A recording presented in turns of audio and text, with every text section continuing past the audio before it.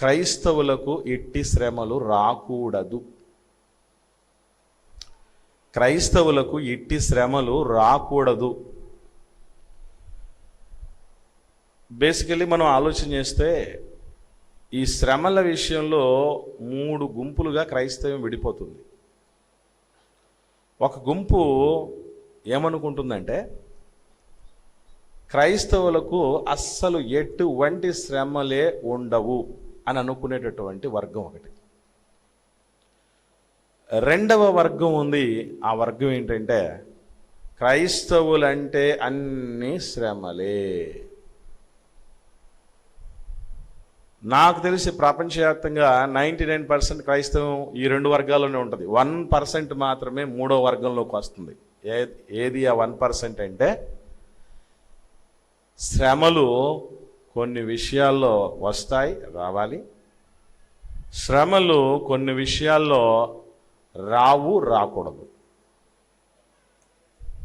ఇప్పుడు మనం 3వ వర్గంలో ఉండి ఆలోచించబోతున్నాం. మొదటిగా మనం ఎక్కడే కానీ, ముఖ్యంగా ఏదో సత్యవాక్యం మాకు తెలుసు, దేవుడి వాక్యము లోతులు తెలుసు అనుకుంటున్నటువంటి వాళ్ళందరూ కూడా కొన్ని విషయాలు మనసులో స్ట్రైక్ అవుతూ ఉంటాయి. అవి కూడా మీ ముందు పెడతాను. అవేంటంటే తెస్సలోనికైలకు రాసిన మొదటి పత్రిక పౌలు గారు 3వ అధ్యాయము 2-4 వచనాలు దయచేసి చూద్దాం ప్రియులారా. కాబట్టి ఇక సహింపజాలక ఏథెన్సులో మేము ఒంటిగానైనను ఉండుట మంచిదని ఎంచి ఈ శ్రమల వలన ఎవడునూ కదలింపబడకుండునట్లు మిమ్మును స్థిరపరచుటకును మీ విశ్వాస విషయమై మిమ్మును హెచ్చరించుటకును మన సహోదరుడును క్రీస్తు సువార్త విషయంలో దేవుని పరిచారకుడినైన తిమోతిని పంపితిని. మేము, ఇది చాలా అవసరమైంది, మేము మీ యొద్ద ఉన్నప్పుడు మనము శ్రమను అనుభవింపవలసి ఉన్నదని మీతో ముందుగా చెప్పితిమి కదా, అలాగే జరిగినది. ఇది మీకును తెలియను. అట్టి శ్రమలను అనుభవించుటకు మనము నియమింపబడిన వారము అని మీరెరుగుదురు. అంటే శ్రమను అనుభవించాలని పౌలు చెప్తున్నారట. తెస్సలోనిక సంఘానికి కావచ్చు, యావత్తు క్రైస్తవ్యానికి ఆ రోజు తెస్సలోనిక పేరుతో రాశారు. ఈరోజు మందాకు వచ్చింది కదా ఈ మాట. అంటే అందరికీ చెప్తూ మనం శ్రమ అనుభవించవలసి ఉన్నది అని మీకు చెప్పాను కదా, అదే జరిగింది. దేనికోసం?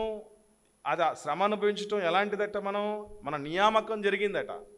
అంటే నన్ను గవర్నమెంటు ఒక ప్రభుత్వ ఉపాధ్యాయుడిగా నియమించుకుంది. ఎందుకు ఉపాధ్యాయుడు నియామకం ఎందుకు జరిగిందంటే పాఠాలు చెప్పడానికి.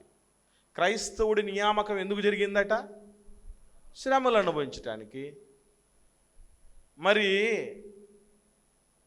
3 బ్యాచ్లు ఉన్నాయి, 2 బ్యాచ్లు ఉన్నాయని మాట్లాడతారేంటి అని మీకు ఒక డౌట్.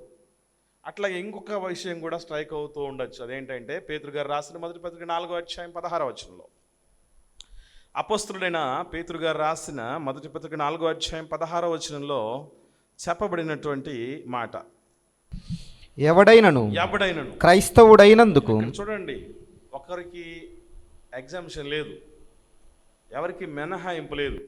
ఎవరైతే క్రైస్తవులని పిలువబడుతున్నారో వాళ్ళు సేవకులు కావచ్చు, పెద్దలు కావచ్చు, విశ్వాసులు కావచ్చు, అందరూ కూడా క్రైస్తవుడైనందుకు బాధ అనుభవించిన ఎడల అతడు సిగ్గుపడకూడదు. ఆ పేరును బట్టి దేవుణ్ణి మహిమపరచును. క్రైస్తవుడైనందుకే బాధ అని రాయబడింది. క్రైస్తవుడైనందుకే శ్రమ, మన నియామకం కూడా అందుకే జరిగిందని చెప్పబడినది. ఇవే మనకు తెలుసు. ఎక్కువ మంది వీటి దగ్గరే ఆగిపోతూ ఉంటారు. ఇక్కడే ఆలోచన చేస్తే నేను కొన్ని మాటలు మీకు చూపిస్తాను. దాని విషయంలో ఒకసారి ఈ రెండింటిని దగ్గర పెడితే ఇప్పుడు దాకా మనం చూసిన వీటికి, అంటే ఇప్పుడు దాకా మనం చూసిన ఈ 2 రెఫరెన్స్లలో మనకేమర్థమైంది? క్రైస్తవులకి బాధలుంటాయి, శ్రమలుంటాయి అని కదా. ఓకే, కొన్ని మాటలు చూద్దాం. రోమిలకు రాసిన పత్రిక పౌలు గారు 12వ అధ్యాయం 15వ వచనం. అపోస్తలుడైన పౌలు గారు రోమిలకు రాసిన పత్రిక 12వ అధ్యాయము 15వ వచనం, సంతోషించు వారితో సంతోషించుడి. సంతోషించు వారితో సంతోషించుడి. అంటే క్రైస్తవులు సంతోషించే వాళ్ళు కూడా ఉంటారా? మరి శ్రమల సంగతి ఏంటి? అట్టి శ్రమలను అనుభవించుటకు మనము నియమించబడిన వారము అని చెప్పబడింది కదా, తెస్సలోనికీయులకు రాసిన పత్రికలో చదివాం కదా. ఎవడైనా క్రైస్తవుడైనందుకు బాధ అనుభవించాలని రాసినటువంటి విషయం చూసాం కదా పేతురు గారి మాటల్లో. కానీ మరొక అపోస్తలుడు ఈ మాటలే శ్రమలు అనుభవించాలని చెప్పిన ఆ పౌలు గారే తెస్సలోనికీయులకి ఏమో ఒకలా చెప్తున్నాడు, రోమీలకు చెప్తూ ఏమంటున్నాడండి? సంతోషించే వారితో సంతోషించండి అంటున్నాడు. పూర్తిగా వ్యతిరేకంగా ఉందా లేదా? అంటే ఇప్పుడు మనకు క్రైస్తవులకు శ్రమలా సంతోషాలా? ఇంకా ఇదే పౌలు గారు సేమ్ రోమిలకు రాసిన పత్రికలో దాన్ని సపోర్ట్ చేస్తూ మరొక మాట చెప్పాడు. తిమోతి గారికి రాసిన మొదటి పత్రిక 2వ అధ్యాయము ప్రారంభ వచనం చూద్దాం. అపొస్తలుడైన పౌలు గారు తిమోతి గారికి రాసిన మొదటి పత్రిక 2వ అధ్యాయము ప్రారంభ వచనం. మనము సంపూర్ణ భక్తియు మాన్యతయు కలిగి నెమ్మదిగాను సుఖముగాను బ్రతుకు నిమిత్తము.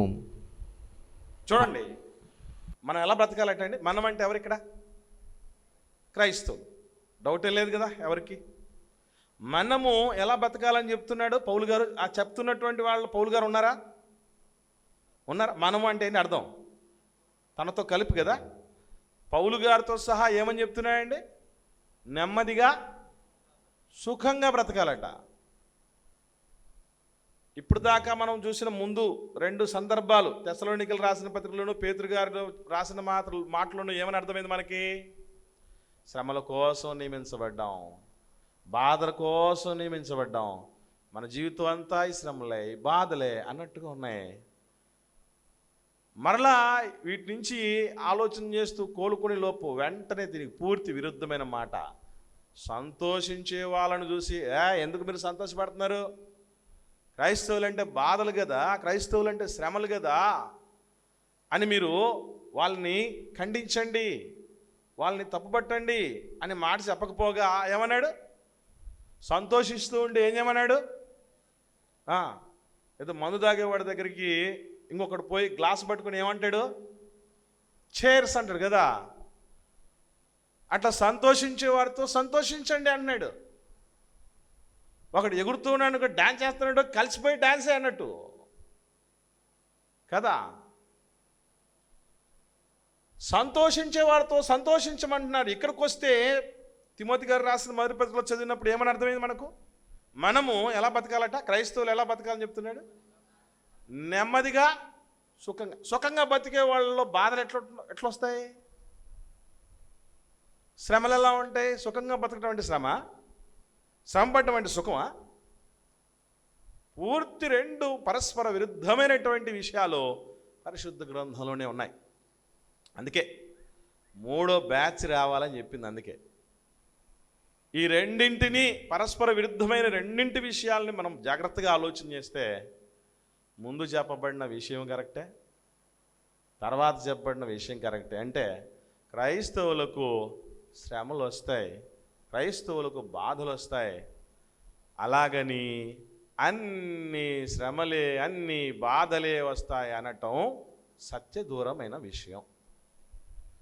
క్రైస్తవులు సంతోషిస్తారు, క్రైస్తవులు నెమ్మదిగా బ్రతుకుతారు, క్రైస్తవులు సుఖముగా బ్రతుకుతారు.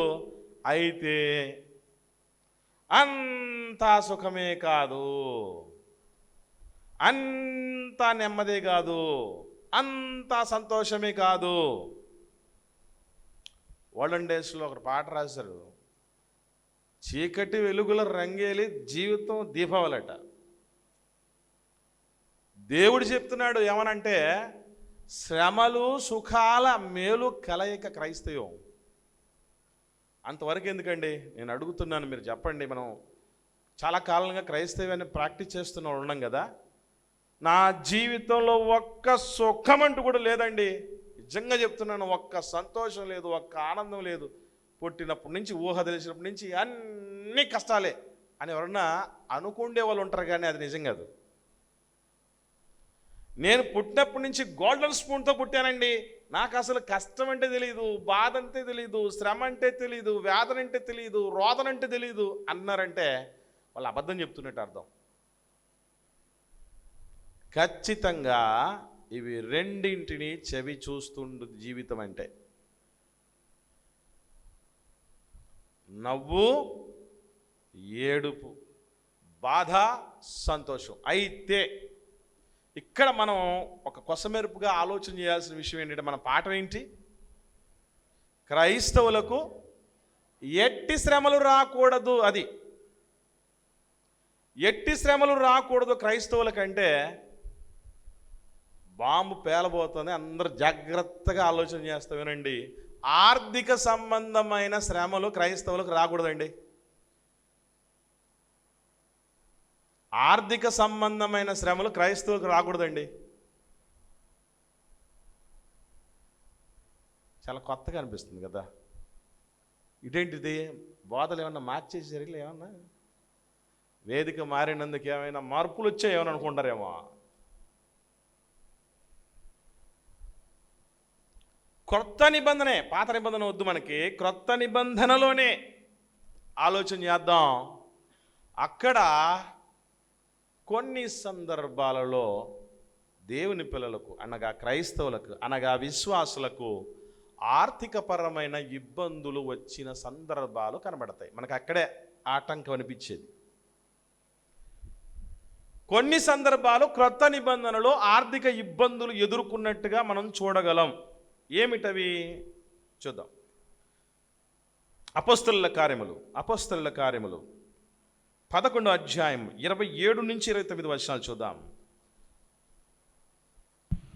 ఆ దినముల యందు, అపోస్తలుల కార్యములు 11వ అధ్యాయం 27 నుంచి 29 వచనాల వరకు జాగ్రత్తగా గమనిస్తే, ఆ దినముల యందు ప్రవక్తలు యెరూషలేము నుండి అంతియొకయకు వచ్చిరి. వారిలో అగబు అను ఒకడు నిలవబడి, భూలోకమందంతటా గొప్ప కరువు రాబోవుచున్నదని ఆత్మ ద్వారా సూచించెను. అది క్లౌదియా చక్రవర్తి కాలమందు సంభవించెను. అప్పుడు శిష్యులలో ప్రతివాడును తన శక్తి కొలది యూదయలో కాపురమున్న సహోదరులకు సహాయము పంపుటకు నిశ్చయించుకొనెను. అలా చాలా ఇక్కడ గమనించండి జాగ్రత్తగా. ఇక్కడ ఒక సందర్భం జరిగింది, ఒక ప్రకృతి వైపరీత్యం వచ్చింది. ఏమిటది? దాని పేరేంటి? కరువు, డ్రాట్ అంటారు ఇంగ్లీష్లో.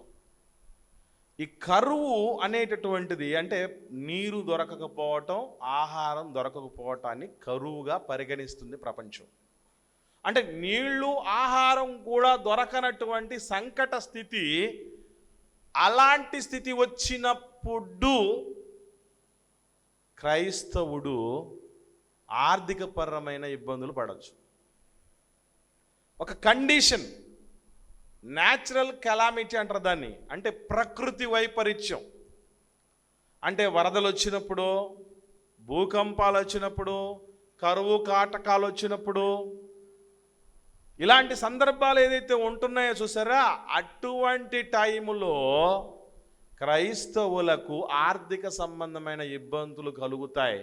అట్టి సందర్భాల్లో తప్ప వేరే సందర్భాల్లో కలగకూడదు. ఇది ఫస్ట్ కండిషన్. ఇది ఎలాగో మీకు అందరికి మంచి క్లారిటీ వచ్చేస్తుంది పోను. ప్రస్తుతానికి సస్పెన్స్ లాగా అనిపిస్తూ ఉంటుంది, ఆఖరికి వస్తే క్లియర్ అయిపోతుంది. రెండో సందర్భం చూద్దాం. 8వ అధ్యాయం, ఇదే అపోస్తలుల కార్యములు ప్రారంభం నుండి. 8వ అధ్యాయము అపోస్తలుల కార్యములు ప్రారంభం నుండి. ఆ కాలమందు యెరూషలేములోని సంఘమునకు గొప్ప హింస కలిగినందున అపోస్తలులు తప్ప అందరూ యూదయ సమరయ దేశముల యందు చెదిరిపోయిరి. ఇక్కడ రెండవ కండిషన్ వచ్చింది. అసలు క్రైస్తవుల ఆర్థిక సంబంధమైనటువంటి సమస్యల్లో చిక్కుకోవటానికి ముఖ్యమైనటువంటి కారణాలుగా రెండవ కారణం ఏంటంటే, సంఘం మీద కలిగి వచ్చేటటువంటి దాడి. అంటే ఇది ఎవరి నుంచి వస్తుంది? కరువు అనేది ఎక్కడి నుంచి వచ్చింది? ప్రకృతి నుంచి వచ్చింది. మరి సంఘం మీద గొప్ప హింస అనేది ఎవరి నుంచి వస్తుంది? సాటి మనుషుల నుంచి వస్తుంది. అంటే ఎప్పుడైతే క్రిస్టియన్ అసాసినేషన్, ఈరోజు మనం నార్త్ ఇండియాలో అంటే ఉత్తర భారతదేశంలో, దక్షిణ భారతదేశంలో, మన ఉభయ తెలుగు రాష్ట్రాల్లో కూడా చూస్తూ ఉన్నాం. హింసలు కలుగుతున్నప్పుడు ఏమవుతుంది చెప్పండి? ఆస్తులు నష్టం అవుతాయి. చర్చ్ బిల్డింగ్ లోపలికి వచ్చి అన్నిటినీ పగలగొట్టేసి తగలబెట్టేసి చేస్తున్నారే, అప్పుడు ఏమొస్తుంది? పేదరికం వస్తుంది, ఆర్థిక ఇబ్బంది వస్తుంది. ఎంతో ఎక్విప్మెంట్ లక్షలతో కూడినటువంటి అన్నీ కూడా నష్టపోయినప్పుడు ఇబ్బంది వస్తుంది. ఈ 2 కండిషన్స్ మాత్రమే క్రైస్తవులు ఆర్థిక పరంగా కృంగిపోయినట్టు చెబుతుంది చరిత్ర, బైబిల్ చరిత్ర. ఇప్పుడు మన ముందు ఉన్నటువంటి ప్రశ్న ఏంటంటే, మనలో అనగా క్రైస్తవులలో ఆర్థిక సంబంధమైన సమస్యలు ఉన్నోళ్ళు ఉన్నారా లేరా? అసలు ఉన్న సమస్యలన్నీ అవే. ఒక మంచి ఎకనమిస్ట్, వరల్డ్ ఫేమస్ ఎకనమిస్ట్ ఏం చెప్పాడంటే, మానవ సంబంధాలన్నీ ఆర్థిక సంబంధాలే అని చెప్పాడు. కానీ బైబిల్ ఎకనమిస్ట్గా నేను ఒక మాట చెప్తున్నాను, మానవ సమస్యలన్నీ ఆర్థిక సమస్యలే. మానవ సమస్యలు ఉన్నాయంటే ఆర్థికంగా రిలేటెడ్గా ఉండేవే ఉన్నాయి, సింహభాగం ఎక్కువ. అది అధిగమిస్తే చాలా చాలా చాలా చాలా ఇప్పుడు దాకా చూసింది చాలా తక్కువ, అనుభవించింది, చవి చూసింది. భక్తి జీవితంలో మనం ఏదైతే ఎంజాయ్ చేస్తున్నామో ఆత్మీయంగా, అది చాలా తక్కువ. ఎప్పుడైతే దీని మీద కూడా మనం కమాండ్ సాధిస్తామో ఆ పరిస్థితులు వేరే ఉంటాయండి. ఏమండి, ఒకసారి ఆలోచన చేద్దాం. సంఘం, క్రొత్త నిబంధన సంఘం కరువు సందర్భాల్లో తప్ప, సంఘానికి హింస కలిగిన సందర్భాల్లో తప్ప, మిగతా సందర్భాల్లో దేవుని బిడ్డలు, సేవకులు ఎలా ఉండేవాళ్ళు, విశ్వాసులు ఎలా ఉండేవాళ్ళు, వాళ్ళకి ఏమైనా ఇబ్బందులు ఉండేవా లేవా? ఇవి మనం ఆలోచన చేద్దాం చరిత్ర నుంచి. ఎందుకనంటే ఒకవేళ వాళ్ళు మనకంటే రోల్ మోడల్స్ కదా. క్రైస్తవంలో తొలి శతాబ్దపు క్రైస్తవులు మనందరికీ మాదిరికరమైన వాళ్ళు. వాళ్ళు ఎలా ఉన్నారో చూద్దాం, అది కూడా మనకు అర్థమవుతుంది.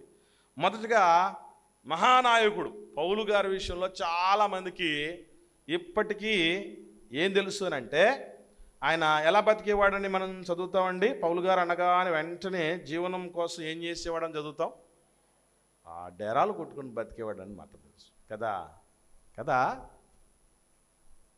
పౌలు గారికి ఎలాంటి స్థితిలో ఉండేవాడని చెప్పాడో తెలుసా? మనకి ఎంతసేపు ఉన్నా, నేను శ్రమల్లో ఉన్నాను, కొరడా దెబ్బలు తిన్నాను, ఉపద్రవాల్లో ఉన్నాను, అలాగే జాగరణలతో ఉన్నాను, ఆకలి దప్పులతో ఉన్నాను, వస్త్రహీనతతో ఉన్నాను, ప్రయాణాల్లో ఆపదలో ఉన్నాను, కపట సహోదరుల వల్ల అయినా ఆపదలో ఉన్నాను, ఇవే గింగురమని తిరుగుతూ ఉంటాయి పౌలు గారి విషయంలో మనకి. అలాగే ఈయన డేరాలు గుట్టుకొని బతికేవాడంటే, డేరాలు గుట్టేవాడికి ఏం కోట్ల రూపాయలు వస్తుందండి? ఆర్థికపరమైన సమస్యలు ఉండవా అలాంటి వాళ్ళకి? ఇది మనకు అనిపిస్తుంది. కానీ ఇలాంటి డేరాలు కొట్టే పని కావచ్చు, లేదా ఆయన ఇబ్బందులు పడిన పరిస్థితులు కావచ్చు, ఎలాంటి పరిస్థితులు వచ్చాయంటే, హింసలు కలిగినప్పుడు, రోమా ప్రభుత్వము నుండి ప్రతిఘటనలు ఎదురైనప్పుడు తప్ప, లేదా ఇప్పుడు ఓడ పగిలింది, ఇది ఏమిటిది? ఇది దట్స్ అ న్యాచురల్ కలామిటీ. అంటే అది ప్రకృతి వైపరీత్యం. ఓడ బద్దలైనటువంటి పరిస్థితుల మధ్య తిండి కూడా దొరకని పరిస్థితులు, ఏమీ దొరకని పరిస్థితులు అనేది, అలాంటి సందర్భాలు ఉన్నప్పుడు తప్ప. మూడవ సందర్భం కూడా ఉంది, ఒక కండిషన్, అది మర్చిపోకండి. సంఘం విశ్వాస విషయంలో బలహీనమైతే ఆర్థిక ఇబ్బందులు నాయకుడికి వస్తాయి. పౌలు గారు కొరింథీ సంఘము లాంటి వాటి దగ్గరే మాత్రమే ఆయన, అంటే విశ్వాసములో అంత ఉన్నతమైన ఉదారమైనటువంటి స్థాయికి రానటువంటి సంఘాల మధ్య ఆయన కష్టపడాల్సి వచ్చింది. అన్ని సంఘాల మధ్య అలా చెయ్యలేదు ఆయన. How do you say that? మీరు ఎలా చెప్పగలరు అని అంటారేమో, ఒకసారి చూద్దాం. ఎందుకంటే ముందు ఈయన నుంచి క్లారిటీ వస్తే మనకు అర్థమవుద్ది. పౌలు గారు పేదరికంలోనే బతికాడు, ఆయనకి ఆర్థిక ఇబ్బందులు చాలా ఉన్నాయి. అనేదే మనకు ఒక పిక్చర్ పడి ఉంటుంది ఇప్పుడు దాకా మైండ్లో. చూద్దాం పౌలు గారి విషయం ఎలా ఉన్నాడో. ఫిలిప్పీలకు రాసిన పత్రికలో ఆయన మాట్లాడుతూ ఏమని చెప్తున్నాడు చూద్దాం ప్రియులారా. 4వ అధ్యాయము 18వ వచనం. ఫిలిప్పీలకు రాసిన పత్రిక పౌలు గారు 4వ అధ్యాయం 18వ వచనం. నాకు సమస్తమును సమృద్ధిగా కలిగి ఉన్నది. ఏమిటిది? పౌలు గారు అనాల్సిన మాటనది. ఏమన్నాడండి? ఏమన్నాడు పౌలు గారు? అమ్మా ఇక్కడ కాన్సన్ట్రేట్ చేయండి. పౌలు గారు ఏమన్నారు ఇక్కడ? సమస్తమును సమృద్ధిగా కలిగి ఉంది.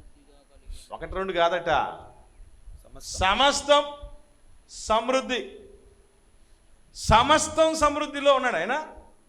మరి ఇప్పుడు దాకా ఏం ఆలోచన చేసాం? డేరాలు కొట్టుకుని పడికేవాడు, ఆకలి తప్పుతూ ఉన్నవాడు అని చదివాం కదా. ఇదే పౌలు గారు ఏమంటున్నారు? నాకు సమస్తం సమృద్ధిగా ఉంది. మీరు పంపిన వస్తువులు ఎట్లా వచ్చిందటది? మీరు పంపిన ఎట్లా వచ్చింది? కొరింథీ సంఘము లాంటి పరిస్థితులు బాగోలేవు అక్కడ. వాళ్ళకు తెలీదు సేవ గురించో, సేవకుడి గురించో, ఆయన విలువ గురించో, ఆయన ప్రాకులాట గురించో, ఆయన ప్రయాస గురించో వాళ్ళకి అర్థం కాని పరిస్థితులు. వాళ్ళు విశ్వాసమందు బలహీనులు. కానీ ఈ ఫిలిప్పీలు ఎంత గొప్పవాళ్ళంటే, సేవ చేస్తూ పోతూ ఉంటే పౌలు గారు, మీరు ఏం ఆలోచన చేయకండి, మేము ఉన్నాం, మీరు పంపిన వస్తువులు నేను పుచ్చుకొని ఉన్నాను, ఏమీ తక్కువ లేకున్నాను. అసలు మన జీవితంలో ఎప్పుడైనా ఇట్లా కనీసం చదివినప్పుడన్నా మనకేం పెద్ద ఫీల్ అవ్వం. ఎందుకు? ఆ పౌలు గారిలాగా నేను ఎప్పుడు ఉంటాను అని మనకు అవదలే. అందుకే ఎప్పుడు చూసినా మనం ఎలా అనుకుంటూ ఉంటాం, ఎవరు మనతో ఎప్పుడు ఎవరు మాట్లాడినా ఏమన్నా ఇట్లాంటి మాటలు చెప్తామని ఎప్పుడు, నాకు ఏం కొదలేవు, ఏమి తక్కువ లేదు. ఎన్నిసార్లు చెప్పి ఉంటాం ఈ మాట జీవితంలో? ఎన్నిసార్లు అంటామండి? పోనీ అంతదాకా మీకు పెద్దగా ఎక్కదేమో. నా సంఘ సభ్యులు మీరు చెప్పండి, నేను ఎన్నిసార్లు చెప్పింటాను మీతో ఈ మాట? ఒట్టు ఒకసారి కూడా చెప్పలే. అవునా కదా? మీతో నేనే ఒకసారి కూడా చెప్పలేదు. మీరు ఎవరితోనని చెప్పింటారా పొరపాటున? ఖాళీ ఏమీ బికారి. ఎప్పుడు ఇదే పరిస్థితి. 12వ వచనం చూద్దాం. 12వ వచనం చూద్దాం, చూడండి. దీన స్థితిలో ఉండనెరుగుదును. సంపన్న స్థితిలో ఉండనెరుగుదును. ఇది పౌలు గారు మాటలేనా? వామ్మో, ఏం తెలుసండి పౌలు గారికి? ఏం తెలుసటండి? ఏమునిందట ఆయనకి? సంపన్న స్థితి. అంటే రిచ్చా పూరా? రిచ్చా పూరా ఏమనుకోవాలి ఇప్పుడు చెప్పండి? ఆయన ఏం చెప్తున్నా అంటే, ఒక్క మాటలో వచ్చినప్పుడు ఫస్ట్లో ఏమో నేను దీన స్థితిలో ఉన్నాను కానీ ఈయన పూరేమో అనుకుంటాం. వెంటనే బాంబు వేసినట్టు, కడప బాంబు వేసినట్టు ఏమన్నాడు? నేను సంపన్న స్థితిలో ఉండనెరుగుదును అంటాడు. ఇప్పుడు ఈయన సంపన్నుడా లేకపోతే దీనుడా? రిచ్చా పూరా అని అంటే, ఎక్కడైతే ఇదిగో ఈ 3 కండిషన్లు ఉంటాయో, 3 కండిషన్లు ఏమిటది? 1 ప్రకృతి వైపరీత్యాలు జరిగిన పరిస్థితులు, 2 సంఘానికి హింస కలిగిన పరిస్థితులు, 3 సంఘము సహవాసము బలహీనముగా ఉన్న పరిస్థితుల్లో ఆయన ఏ స్థితికి వెళ్తాడు? దీన స్థితికి వెళ్తాడు. ఫిలిప్పీ సంఘము లాంటి వాటి పరిస్థితులు ఉండినప్పుడు, మాసిదోనియా సంఘాల్లో ఫిలిప్పీ సంఘము, అలాగే తెస్సలోనిక సంఘం, ఇప్పుడు దాకా మనం విన్నాం సోదరులు సుధీర్ గారి ద్వారా, చాలా ప్రత్యేకమైనటువంటి సంఘాలు. వాళ్ళు సేవకుడి కోసం ఎంత దాకా వెళ్తాడంటే మామూలుగా పిచ్చి ఉండదు వాళ్ళకి. అలాంటి వాళ్ళ మధ్య ఎలా ఉంటాడు ఆయన? సంపన్న స్థితిలో కూడా ఉన్నాడట. ఇంకా ఏమన్నాడు? ప్రతి విషయంలో, అన్ని కార్యములలోను కడుపు నిండి ఇండుటకును. కడుపు నిండిందట. బా, క్రైస్తవులు కడుపు నిండా తినకూడదా? ఇదేంటి కేసు అనుకుంటున్నారేంటి? ఏమండి, ఇదేమో మహాపాతకం అనుకుంటారేమో. పౌలు గారు నిజంగా అది పాపం అయితే ఫస్ట్ ఆఫ్ ఆల్ కేసు పెట్టాల్సింది పౌలు గారి మీదే. ఎందుకు? ఏం చేశాట ఆయన? కడుపు నిండిందట. ఎప్పుడన్నా పౌలు గారేనా అనిపించే విధంగా మనం పెద్దగా చదవం. మనం బైబిల్లో చదివేటప్పుడు ఎట్లయినా చదువుతామంటే ఈరోజు 4 అధ్యాయములు చదవలను, అవి ఎట్లయినా అయిపోచేయవలను, అంతవరకే. ఇది పౌలు గారి విషయంలో ఒకవైపు ఆలోచించిన వాళ్లకు ఇదిగో ఈ స్థితిలో కూడా ఆలోచించవలసి ఉన్నది అని చెబుతున్నటువంటి విషయం మర్చిపోకండి. అంటే పౌలు గారికి ఏ ఇబ్బందులు రాలేదంటారు మీరు చెప్పండి? ఏ ఇబ్బందులు రాలేదు ఆయనకి? ఆర్థికపరమైన ఇబ్బందులు రాలేదు. పౌలు గారికి ఏ ఇబ్బందులు వచ్చాయి? ఆర్థికపరమైన ఇబ్బందులు వచ్చాయి. ఎప్పుడు వచ్చాయి ఆర్థికపరమైన ఇబ్బందులు? అటే సందర్భాలు తప్ప వేరే సందర్భాల్లో మీకు నాకు సమస్యలు రాకూడదు. అర్థమవుతుందా మీకు? మన జీవితంలో, మన కుటుంబంలో, మనం ఉన్న చోట ఏదైనా ప్రకృతి వైపరీత్యం వచ్చి ఉన్నది పోతే అప్పుడు రావాలి ఆర్థిక ఇబ్బంది ఒకటి. రెండవది, మన మీద దాడి చేసినప్పుడు ఎవడైనా ఉన్నటువంటి ఆస్తుల్ని మొత్తం కొల్లగొట్టుకొని పోయినప్పుడో, లేకపోతే తగలబెట్టినప్పుడో, డ్యామేజ్ చేసినప్పుడో రావాలి ఆర్థిక ఇబ్బంది. లేదా మూడో కండిషన్ చూసారా, అది కేవలం సేవకుడికి మాత్రమే సంబంధించింది, అందరికి కాదు. మళ్ళీ సేవకుడికి మాత్రమే సంబంధించింది. సంఘం బలహీన స్థితిలో ఉన్నప్పుడు, విశ్వాసమందు బలము తక్కువ ఉండినటువంటి పరిస్థితుల్లో ఉంటే అప్పుడు మనం ఏం చేయాలంటే పుచ్చుకొనుట కంటే ఈడ్చుట ధన్యం. ఏ ఉద్దేశంతో మాట్లాడాలనుకున్నారు పౌలు గారు? ఒకసారి ఆ సందర్భం చూద్దాం. ఇది కూడా మనకు చాలామంది తెలియదు. ఏమండి, 20వ అధ్యాయం అపోస్తలుల కార్యములు, 20వ అధ్యాయం అపోస్తలుల కార్యములు చూద్దాం. 35వ వచనం అండి. 20వ అధ్యాయం అపోస్తలుల కార్యములు 35వ వచనం. మీరును ఈలాగో ప్రయాసపడి. ఎందుకు ప్రయాసపడాల్సి వచ్చిందట? అదిగో చెప్తున్నాడు. అంతకుముందు చెప్పాడే, నా అవసరాల కోసం, నాతో ఉన్న వారి కోసం ఈ నా చేతులు కష్టపడ్డాయని మీకు తెలుసు అని చెప్తూ ఎందుకు ఇలా చేశాను తెలుసా? ఇదిగో బలహీనులున్నారు అన్నాడా? బలహీనులను సంరక్షింపవలనని. అప్పుడు పుచ్చుకొనుట కంటే ఇచ్చుట ధన్యం అని చెప్పాడు.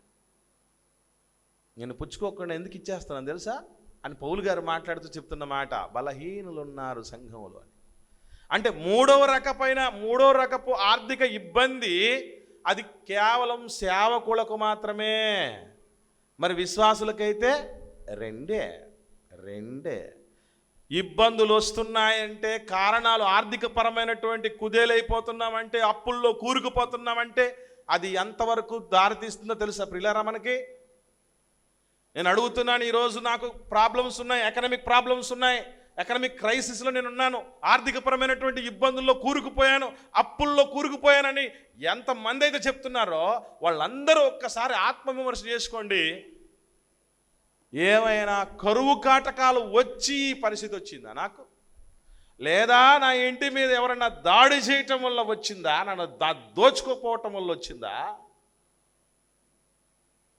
లేదా ఇంకొక కారణమా? ఒకవేళ ఆర్థిక ఇబ్బందులు ఏమైనా వస్తున్నాయంటే ఏదన్నా కారణం ఉంటే ఒకటే కారణం గుర్తుపెట్టుకోండి. అదేంటి చెప్పమంటారా? అసంతృప్తి.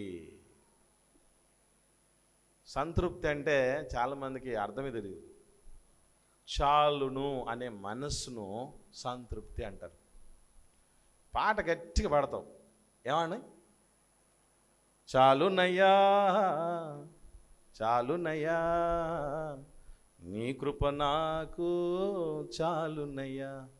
పాట అయితే నిజంగా దేవుడికి అర్థం తెలియకుండా, మనం ఎలాంటి వాళ్ళం తెలియకుండా పోయి ఉంటే ఎన్నిసార్లు మునగ చెట్టు నుంచి కింద పడేవాడు.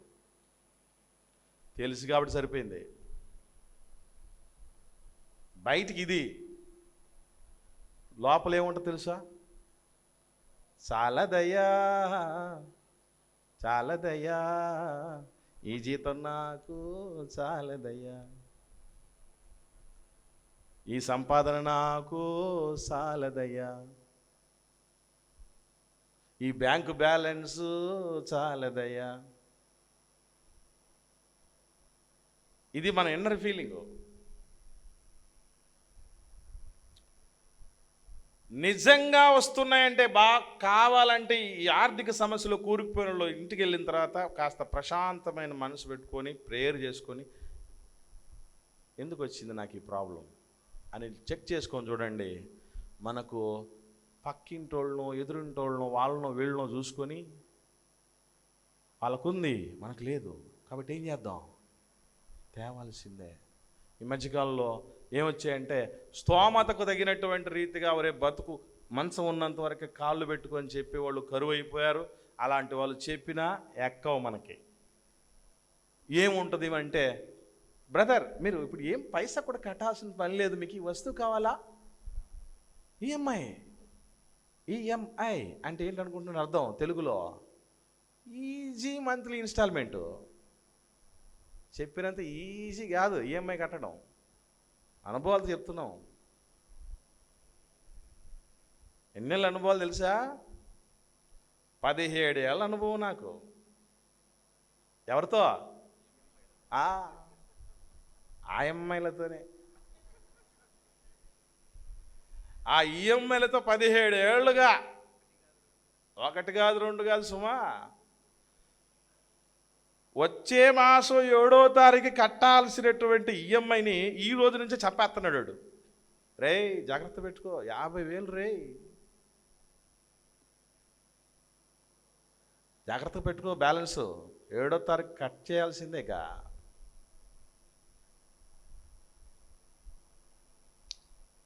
ఈరోజు మనకి ఇలాంటి పరిస్థితులన్నీ వచ్చి మనమే వాటిలో కూరుకుపోతున్నాం. నిజంగానండి ఆర్థికపరమైన ఇబ్బంది ఎంతవరకు తీసుకెళ్తా తెలుసా మనిషిని? చూద్దాం. మనకి ఎంతవరకు దేవుడి వాక్యం అంటే ఎంతవరకు అర్థమైంది? మధ్యాహ్నం గిద్దునన్న బైబిల్ గ్రంథం గురించి, పరిశుద్ధ గ్రంథం ఎంత గొప్పదో అవన్నీ చెప్పాడు కదా. చాలామంది దైవజనులు దేవుడి మాట అంటే ఎంత గొప్పదని విన్నాం కదా. విజయసాగర్ గారు కూడా దేవుడి వాక్యం నీరు లాంటిది, జీవజలం లాంటిదని మనతో కూడా పంచుకోవడం జరిగింది మధ్యాహ్న కాలంలో. మనం లేవులేండి కొంతమంది, అది వేరే సంగతి. ఇవన్నీ చాలా చెప్తారు కదా. కానీ అట్టి శక్తి కలిగిన వాక్యం, ఆత్మలను రక్షించుటకు శక్తి కలిగిన వాక్యము, దేవుడి నామము కంటే గొప్పదిగా చేయబడినటువంటి దేవుని వాక్యము, నిత్య జీవము ఇచ్చేటటువంటి దేవుడి వాక్యము సైతం అణిచివేయబడేటటువంటి శక్తి దేనికుందో తెలుసా? ఒకసారి చూద్దాం. మత్తయి సువార్త 13వ అధ్యాయం 22వ వచనం చూడండి. మత్తయి సువార్త 13వ అధ్యాయం 22వ వచనం. నిజంగా ఈ మాటలన్నీ మనం చదువుతున్నప్పుడు ఖచ్చితంగా మన జీవితమే మనకు గుర్తొస్తుందండి. ముండ్ల పొదలలో విత్తబడిన వాడు వాక్యము వినువాడే గాని ఐహిక విచారమును ధనమోసమును ఆ వాక్యమును అణచివేయును గనుక వాడు నిష్ఫలుడవును. వాక్యాన్ని ఎవరెవరు చేస్తారటండి? అణచేసేది ఎవరైట? అసలు ఎంత శక్తి కలిగిందండి దేవుడి వాక్యం. సృష్టి స్థితి లయకారకమైనదండి దేవుడి వాక్యం. అందుకే వాక్యము దేవుడు అని చెప్పబడింది కదా. అంత గొప్ప వాక్యాన్ని కూడా అణచే శక్తి దేనికి ఉందట? ధన మోసం. ఆ డబ్బు సంపాదన మీద పడ్డామో. ఎందుకంటే దాని మీద ఎందుకు పడతాం మనం? ఈరోజు ఏ ప్రాబ్లంకైనా ఒక్కటే ప్రాబ్లమ్స్ ఎన్నైనా ఉండొచ్చు, కానీ సొల్యూషన్ ఒక్కటే. Many problems, money solution. Problems చాలా ఉన్నాయి కానీ పరిష్కారం ఒకటే. సర్వరోగ నివారిణి. పెన్సిల్ని కాదు, పైసా. పైసాని. అందుకే అది కావాలి, అది కావాలి, ఆ ఇబ్బందుల్లో. ఎందుకంటే ఇది కావాలన్నటువంటి ఉద్దేశంతో ఎన్నిసార్లు సంఘానికి కూడా రాకుండా పోయాం ఆదివారాల్లో. మనకు అనుభవమే కదా, మనకు అనుభవమే కదా. ఆ ధనమోసం ఏం చేస్తుందట? దేవుడి వాక్యాన్ని సైతం అని చేస్తుందటండి.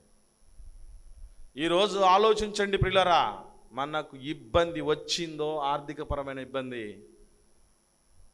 విశ్వాసులకైతే 2 కారణాలతో రావాలి, సేవకుడికైతే 3 కారణాలతో రావాలి. నాలుగో కారణంతో సేవకుడు గనక ఇబ్బందులు పడ్డాడు అనుకోండి, కొత్త నిబంధన పునాది అతనికి లేదని అర్థం సేవకుడికి. విశ్వాసులు మూడో కారణంతో ఆర్థిక ఇబ్బందుల్లో పడ్డారనుకోండి, వాళ్ళు కూడా ఆ పునాది మీద లేరని అర్థం. పౌలు గారిని చూసాం, ఇప్పుడు సంఘాన్ని చూద్దాం. చివరిగా ఈ మాట కూడా చూసుకుని ముగించుకుందాం ప్రియులారా. సంఘం ఎలా ఉండేది? 4వ అధ్యాయము అపోస్తలుల కార్యములు 32వ వచనం చూద్దాం. విశ్వసించిన వారందరూ, అపోస్తలుల కార్యములు 4వ అధ్యాయం 32వ వచనం. విశ్వసించిన వారందరూ ఏక హృదయం ఏకాత్మయు గలవారై ఉండిరి. ఎవడును తనకు కలిగిన వాటిలో ఏదియు తనదని అనుకొనలేదు. వారికి కలిగినదంతయు వారికి సమిష్టిగా ఉండెను. ఎట్లుండదట? ప్రారంభ క్రైస్తవం ఎలాగుండదటండి? సమిష్టి. అందరూ సంతృప్తిగా ఉన్నారు, అందరూ కలిసి బాగున్నారట. ఇంకా 35వ వచనం చదువుదాం. వారు ప్రతి వానికి వాని అక్కర కొలది పంచిపెట్టిరి గనక వారిలో ఎవనికి నీ కొదువ లేకపోయాను. వారిలో ఎవ్వనికి ఏం లేదట? కొదువే లేదట. గొప్ప కరువు వచ్చిన సందర్భాల్లో తప్ప క్రైస్తవం ఇబ్బందుల్లో కూరుకున్నది. గొప్ప హింసలు వచ్చినప్పుడు తప్ప మిగిలిన సందర్భాల్లో సమిష్టితత్వంతో ఉంది సంఘం. కొదువ లేకుండా ఉంది సంఘం, విశ్వాస వర్గం. ఏమండి?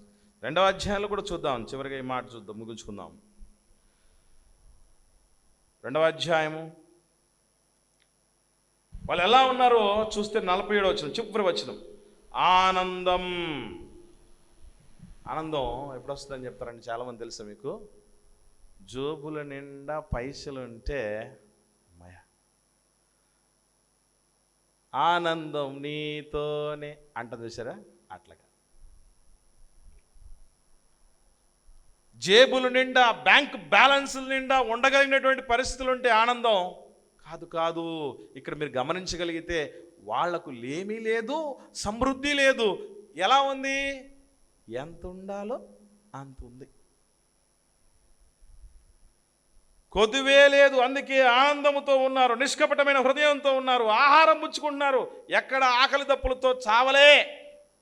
అలా ఉంది అనంటే అది ఎప్పుడు కర వచ్చినప్పుడో లేదా హింసలు వచ్చినప్పుడో తప్ప మరొకటప్పుడు లేదు.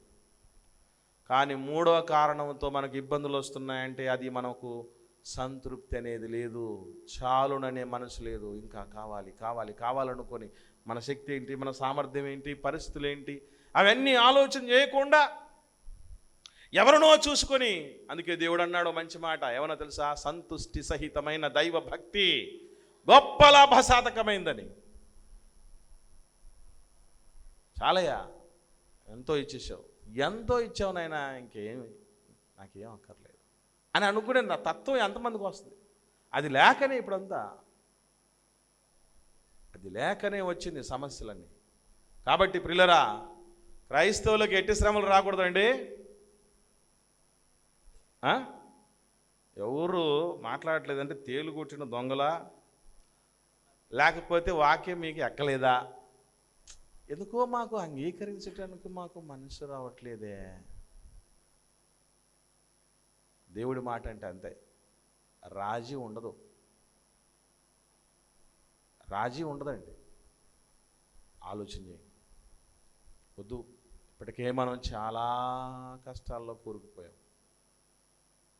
కొందరైతే బయట పడలేమేమో, ఇక మరణమే శరణం అని అనుకొని చచ్చిపోతున్నారు. ఎన్ని చూసాం మనం? అప్పుల బాధ తాళలేక. ఎందుకు వచ్చాయి అప్పులు? ఏ కారణాలతో వచ్చాయి? మొదటి శతాబ్ద క్రైస్తవం ఏ పరిస్థితులను బట్టి ఆర్థిక ఇబ్బందుల్లో కూరుకుపోయింది? లేమితో ఎందుకున్నది? ఆ సందర్భాల్లో తప్ప మిగతా చోట్ల ఎలా ఉన్నది? అవన్నీ దేవుడు ఎందుకు రాయించాడు అనుకుంటున్నారు? మాదిరి, ప్రారంభ సంఘం మాదిరి, ప్రారంభ అపోస్తలులు సేవకులకు మాదిరి. లేనిపోని లగ్జరీలకు పోతూ తలకు మించి అప్పులు చేస్తూ కూడా అప్పుల పాలైపోయి ఇక కుదురుగా వాళ్ళు ఏమైనా వాక్యం చెప్పగలరండి? ఎప్పుడు ఈ అప్పులు తీరుతాయి, ఎప్పుడు ఈ అప్పులు తీరుతాయి, ఇదే కదా విచారాలు. ఇంకేం మాట్లాడతారు వాళ్ళు ప్రశాంతంగా? మిగతా వాళ్ళు మేము అప్పుల బాధల్లో ఉన్నామంటే మనసులో సేవకుడు ఏమనుకుంటుంటే తెలుసా అండి, బయటికి చెప్పడు కానీ మాకు మీకు మించి ఉన్నాయి అనుకుంటాడు. కనుక ప్రియులారా, ఒకసారి మనస్కరించండి, మంచి నిర్ణయం తీసుకోండి. ఇక మీదట నుంచైనా అనవసరమైనటువంటి అప్పులలో, ఆర్థిక ఇబ్బందుల్లో కూరుకోకుండా బయటపడే మెలకువను మరింత మనం దేవుని సహాయంతో పొందుకుందాముగాక. ఆమెన్. ప్రార్థిద్దాం.